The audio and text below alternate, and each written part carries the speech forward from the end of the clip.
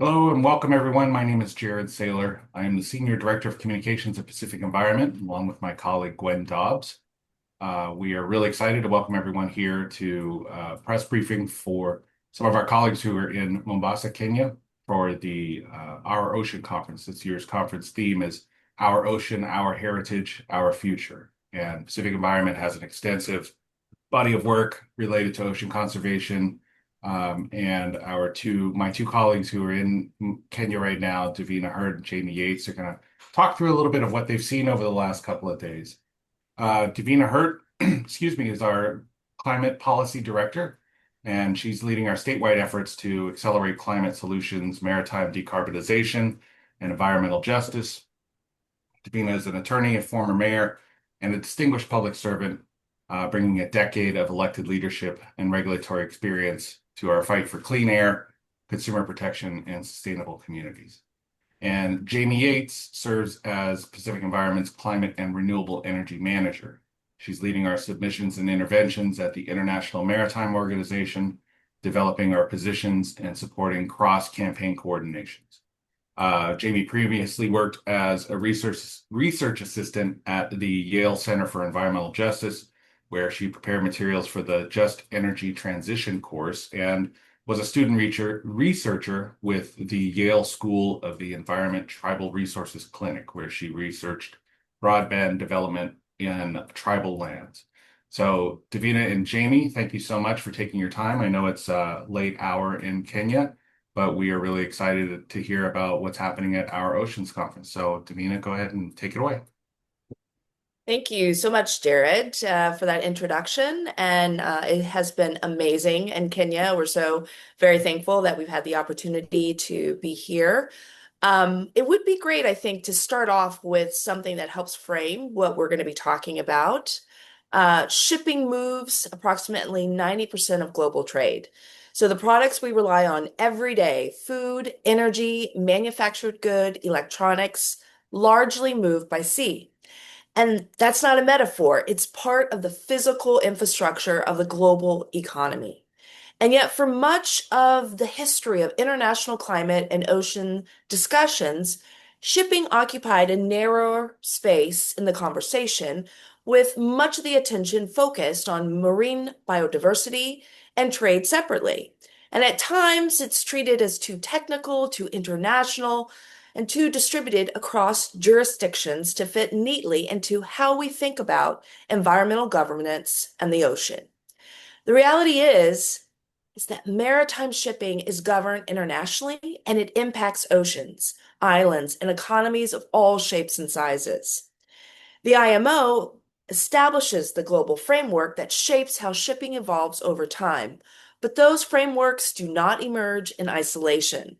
They're formed by conversations happening across governments, industry, researchers, ports, communities, and civil society, including spaces like our Oceans Conference, where the health of the ocean sits at the center of everything we talk about.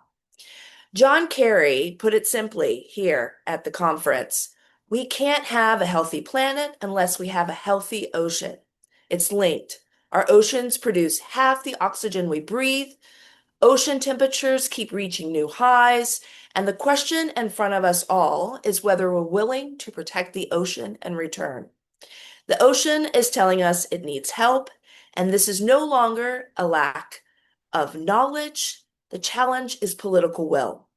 And just as important, the ocean shapes the lives of people who may never see it through things like shipping and trade. And so it's time for us to be an ally in leadership, in innovation, and determination. And that is part of why we're here. For those who are less familiar with the Our Oceans Conference, it began in 2014 with John Kerry and President Obama at the forefront. It's a venue where governments, industry, civil society, and international institutions come together to signal priorities, make commitments, and test ideas well before they become policy. Investment decisions are made here, and partnerships form. Implementation efforts are what follow next. Being here in Kenya with participants from all across Africa, across the world, in fact, There are several things that stood out immediately. Shipping is no longer being treated as like a niche technical issue inside ocean conversations. It's being discussed as infrastructure, as economic competitiveness, as public health, as energy systems, and as international coordination needs.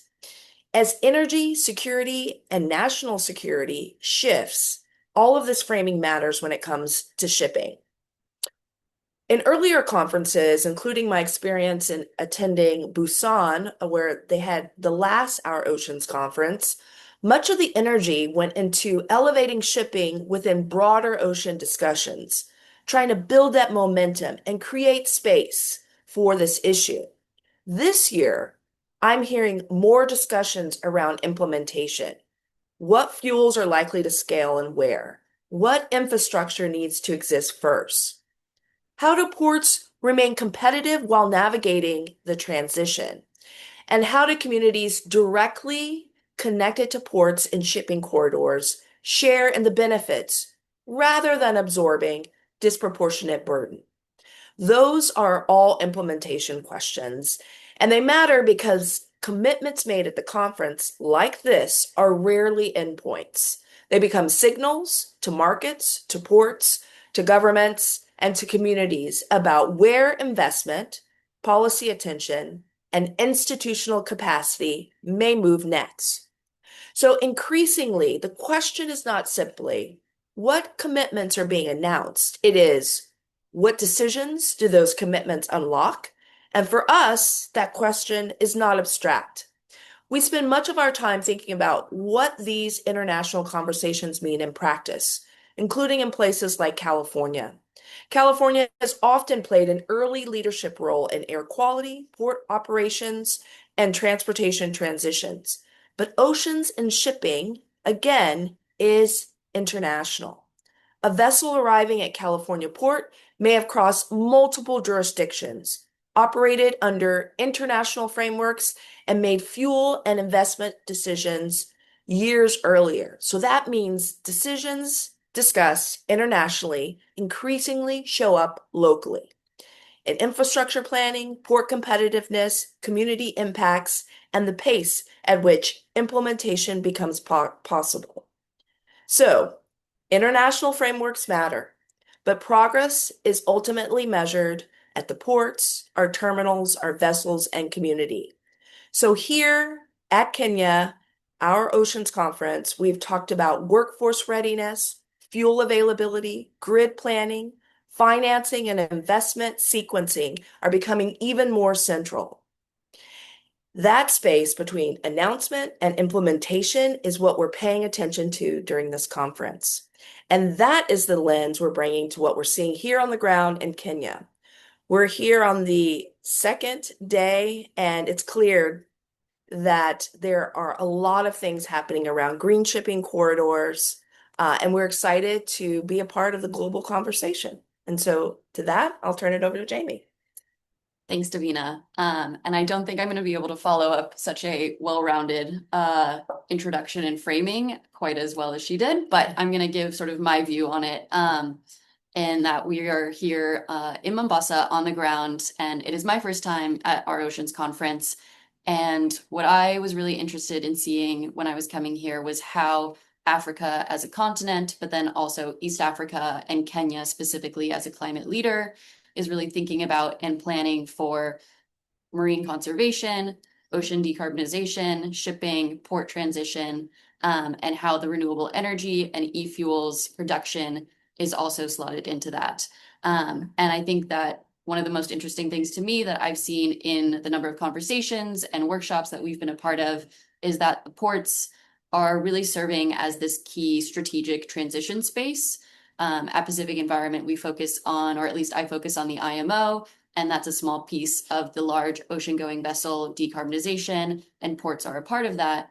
But here we're also really seeing and hearing a lot of discussion around electrification, coastal resilience, marine biodiversity, and also the on-road logistics sector. And I think in Africa, it's a really interesting and unique opportunity to address all of those in one space and supporting each other.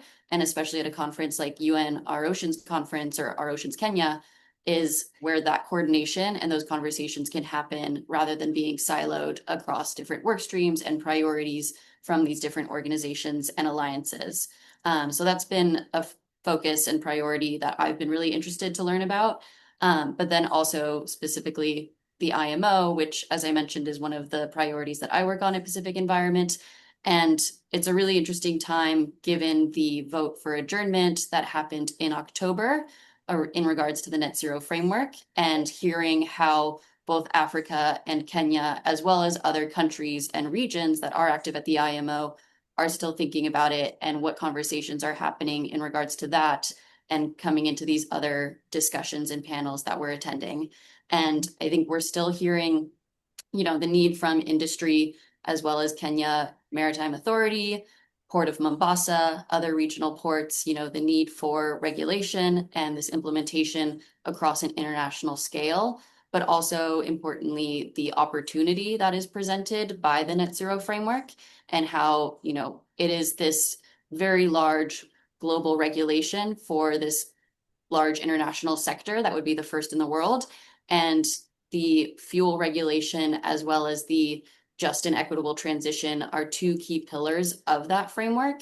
And that just and equitable transition is really highlighted here in terms of the opportunities that can be produced in the number of renewable energy resources that Africa has as a continent, and how much it could serve as a key producer for the fuels and technologies that are going to be essential for decarbonizing shipping, and just the large opportunity that is here, and really being able to use the framework and structure it in a way that can both scale those resources or the industries that will utilize that, but also do so in a way that's efficient for industry as well as supportive of the local economy, workforce development, seafarer training, and really using the ports as this hub to connect all of the opportunities that are presented by this. So I think I'm going to leave it there, and I think we can move on to Yeah, what I we're mean, seeing. just to add to that, port climate adaptation is really urgent now. And you're seeing that and hearing that, especially with many of the small island states. We've met folks from Fiji here, the Seychelles, and they're all saying, look, there's rising seas, extreme rainfall, coastal erosion, there's storm events that are forcing a shift. And we all need to look at not just the oceans within, but also the shipping that is affecting those oceans. And so there are a lot of conversations around financing and the need to end the fragmentation around rules and really get people to think about this holistically. Shipping, the health of the oceans, our communities that are in small island states, as well as coastal communities needing cleaner air and cleaner oceans. And so it's been really great to see this convergence of many different topics that maybe in the past people were working in very single linear work streams that are now crossing paths and saying, how can we work together so that we have an ocean, a clean ocean and clean air for future generations. We saw and spoke to the Kenyan Port Authority that they're starting their first green corridor. So a lot of great conversations around that in Mombasa. And they had three explicit objectives, which was let's catalyze investment so we can decarbonize our fleets. Let's establish the port as an alternative fuel bunkering hub and generate those green maritime jobs. And as I say these things out loud, this is exactly what we're doing in the US. We're doing this all over the world. And so there are times when you hear California and their climate leadership is moving forward. Well, we should remind ourselves that it's been important. Everyone across the globe is doing it.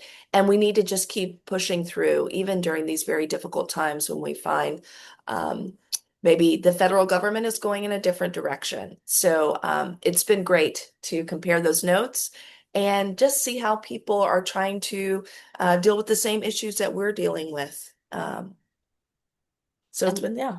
One other thing that Davina's comments reminded me of was just, especially in regards to the US current administration sort of taking a step back from these priorities is still the other, major actors and opportunities within this space. And I think they're also really increasingly looking to shipping and trade and ports as an opportunity to leverage specifically the UN and the number of finance bodies that they have set up.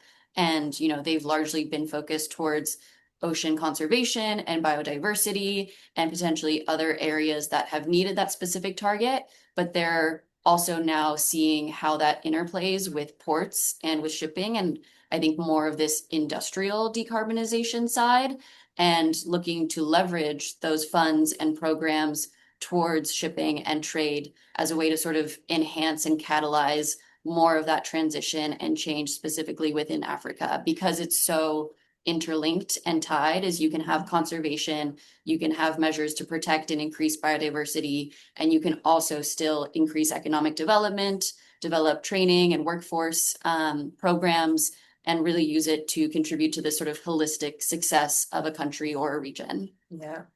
I mean, bilateral talks and relationships have been really important here as well. There's been a real willingness to exchange information, and Africa, the African Union, folks here in Kenya have been really clear from the outset that it wants to be a part of this transition from the ground up, and not absorbed into someone else's plan for it. So they're telling folks, anyone coming in, we're willing to do those conversations, have those investments. Africa has an abundance of resources. Think about solar, think about the minerals. And with all that abundance, it needs to be preserved, not stripped. And so Africa wants to co-create with folks all over the world who want to do investments here. And it has been really great to be a part of the culture that's been very open and warm, and also sharing about what we can do together for the things that we care about. It's And I really, think, yeah, that on that, we'll pass it over to you, Jared. yes, thank you. I want to just note that it's really important that the two of you are there, on the ground at this conference. Something that strikes me, and I wonder if you could talk a little bit more about this. Um, at the International Maritime Organization, I'm seeing a lot of global South nations and communities really playing an important role in talking about this transition to green shipping because not only the impacts of climate change upon some of those nations, but a lot of those nations are directly involved from the ports in their communities, the goods that are being shipped into or out of those countries. I don't think it's by coincidence that the Our Oceans Conference is held in Africa this year, and I wonder if you could talk a little bit more about the coordination that is happening at the International Maritime Organization, at the Our Oceans Conference, where we're seeing these global South communities really establishing and creating a voice that hopefully influences some of this framework discussion. Yeah, and I think that's a really great question and point to raise is that what I've seen at the IMO is, we've obviously had the strong leadership from the Pacific Islands, other small island developing states, as well as the Caribbean, and increasingly hearing more from African voices on the importance of, a just and equitable transition within that space. And then also here at Our Ocean, I think those conversations aren't new, and these voices from the global South, from developing countries, have been making these points. But I think we're seeing more of that coordination and more of the realization that there's opportunities to really leverage and amplify those voices in coordination.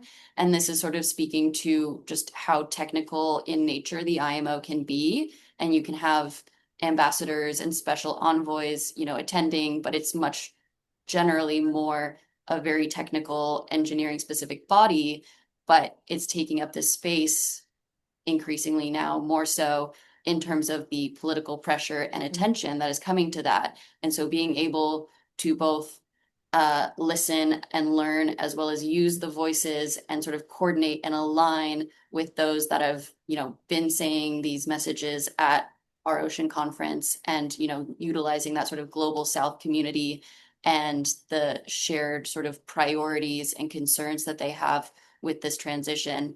And I think that it's sort of now is this, as you said, it's not an accident that this is the first time it's in Africa and it's, happening at this moment. And I think, and I hope that it's sort of indicative of this increased, trajectory of more attention as well as consideration, coordination, and as Davina was saying, sort of co-creation and ownership within Global South and developing countries to really, own and develop their infrastructure around shipping's transition. And the IMO can really play such an important part in the implementation of that. And I think that what I hope to see is the IMO taking this more action-oriented implementation approach to the ideals and priorities that are spoken about and coordinated here, as Davina was saying, with bilaterals and, seeing the heads of state and, high level, attendees here, bringing that into focus. Yeah, I mean, Pacific Environment is on the ground building trust with folks that, we are either seeing virtually or we're seeing in the IMO in a very constrained environment, just to truly understand what is happening in their world and explain what's happening in ours and see how we can work together. We know that because it is such an international conversation, we need a global framework to do together, which means we need to see how these play out in different regions. And here at our Oceans Conference, we're able to just have conversations about the IMO, what's happening, how does it affect locally, what can we do locally together to just make it a reality. And we're all talking about the net zero framework. And it's also good to find out, kind of what are the challenges in a global framework discussion. And it has been amazing. And I think the other aspect that we probably don't think about as much as maybe we should about this, IMO is just one body. And within that, there are different countries who have enormous foundations and frameworks with different agencies that all have to work together. And so, in order for us to do that, we all need to speak to each other and speak face to face, break bread. We've had dinner and lunches with some very important folks in different agencies discussing how we're seeing things at the IMO and learning how they're seeing things and how we can do it together and create that framework that industry is asking for, communities are asking for, and quite frankly, government too, so that we can move forward into the future.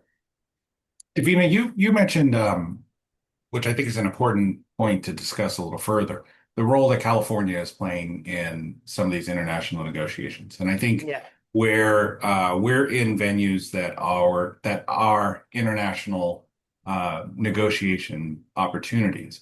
We think about this current administration, it's definitely pulled back U.S. involvement at the international level, but that doesn't mean that progress isn't being made. And I'm wondering if you could talk a little bit about the role that California has played and really other states in the United States, the roles that they have played in moving this net zero framework forward and moving the conversation forward and keeping the momentum going on limiting and regulating greenhouse gases from the shipping industry. Yeah, I think it's important to note that California's leadership sees what the future is in clean shipping. And as you noted, and I've said before, despite what the federal government is doing, we have an environment and we have goals that require other people to be a part of achieving those goals. So we have signed MOUs with Denmark, for example. We sign an MOU with Kenya because we believe that regardless of what's happening at the national level, California and Californians can benefit from exchanging and working together with countries all over the world. And so I think the thing that has been difficult for California lately is because we've been the first and leading, we're getting to the transitions phase and it's becoming harder. And so we just have to lock in and continue moving forward and figure out ways to address the affordability question that is rising all over the world, quite frankly. It's not just California, it's not just the US. And I think in order to do that, we have to talk and have these bilateral conversations. And California is out in front doing it. I mean, I think we're the fourth largest world economy. There are other world economies that we are connecting with, so that we can have a future, for generations that's healthy and thriving. And California continues to move forward. We're excited for the coming years. They have the at-birth regulation that some countries have not had the opportunity to have just yet, and they're attacking that now with shore power. Our harbor craft regulation has been fabulous in getting us pointed in the right direction as to how do we get cleaner ferries, cleaner, smaller boats. It's created that market signal that now other places are adapting in their own way, and we're working together with them to make those things happen. We're looking forward to the in-transit regulation, which will also bring cleaner ships, cleaner fuels to the California coast. But California has always led in climate leadership in the United States. And there are other states that are also picking up the baton and doing the same thing. I'm thinking of New York, New Jersey, and Washington. So while California may be in the forefront, there is so many opportunities for other states to add in and create that global, international work ahead together. And I think just one other, like, not least point is that California and the other states that, are also looking to continue climate action and ambition are just a reminder, especially on the global stage, that the US federal position and priorities, it does not speak to a monolith of the country. Yeah. And, that there are others that are trying to continue that momentum and keep these priorities, moving with the same speed and direction. And those partnerships are incredibly important here. And, being able to make those connections and continue that work, especially when the headwinds have, become so strong. Right. I mean, here Um, they talked about the Strait of Hormuz mhm. and the importance of having multiple fuels. That's something California is definitely looking to figure out as far as alternative fuels. Um, it is an important investment for the future. And yeah, California and many other countries are starting to think twice. There is something to zero emission future that we need to start investing in because we're seeing the impacts now, and they're harmful, and they're not adding to the progress that needs to be made for families all over the world. Well, we've just got a few minutes remaining, and I'm wondering if both of you can just take a couple of seconds to talk about what you're seeing as the priorities for Pacific environment for the remainder of this calendar year and beyond. We know there's a lot of activities happening at the IMO. So I wonder if Jamie, we could start with you. Just, what do you see as being some of the priorities for you and for Pacific environment for the rest of this year? Yeah, and I think, this year there is already specifically within the IMO schedule sort of this natural timeline where we have the next Marine Environmental Protection Committee, the next MEPC, scheduled to happen at the beginning of December. And so it's sort of this timeline lead up where we are going to continue our outreach to these countries. There are 176 member states within the IMO. And I think, our ocean, Kenya, really highlighted the opportunity of being able to travel to and speak directly to,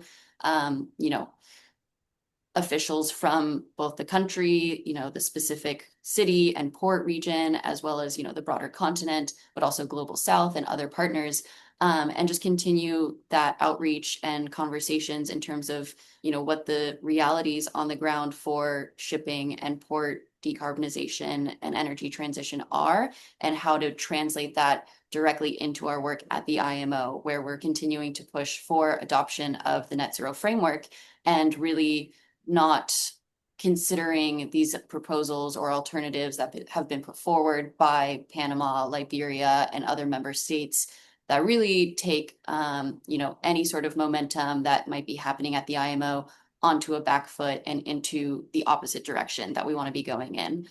So really being able to translate, the greenhouse gas strategy that the IMO unanimously adopted in 2023 and be able to break it down into specific policy actions within the net zero framework and its accompanying guidelines to ensure that it has this broad, durable global support, specifically from countries and regions that need it the most for their energy transition and port resilience and adaptation within this.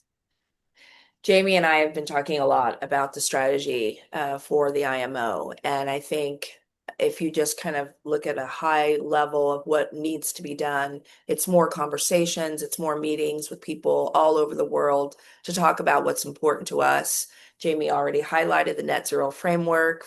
Also, a red line for us is the fund, so that it is a just transition. In order to have those conversations, we need to talk to people and talk about how it affects us, and we learn how it affects them and figure out what the narrative is so that more and more people can understand its importance and its necessity to pass in November. And so a lot of trust building, a lot of conversations, a lot of case studies. Where is this working well?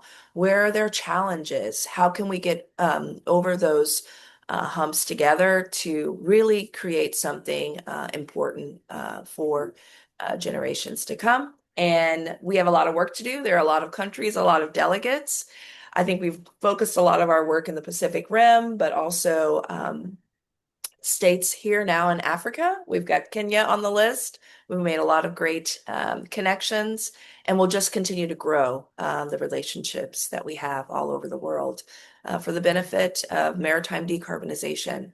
That is a now, not tomorrow. It's happening now, and we're glad to be a part of it.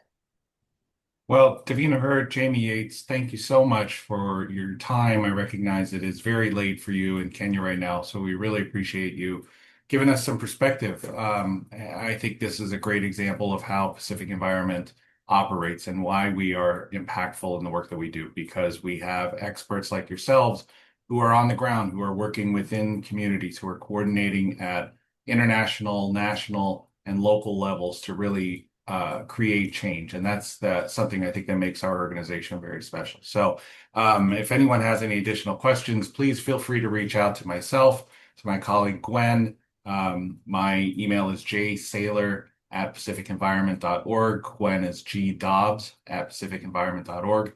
You can also follow us on our social media channels. We're very active on LinkedIn, Facebook, Twitter, and Instagram. If you want to learn more about our work or about what Jamie and Davina are doing, please visit our website. We did launch a new website this year and it looks amazing. So pacificenvironment.org is a great opportunity for our followers to learn more about the work, get involved, and support us moving forward. So Davina and Jamie, thank you so much. Have a wonderful evening tonight, and please have a safe trip back to the States. Thanks so much, Jared and Gwen. We'll Thanks, see you Jared. soon. Thanks, Gwen. Bye-bye.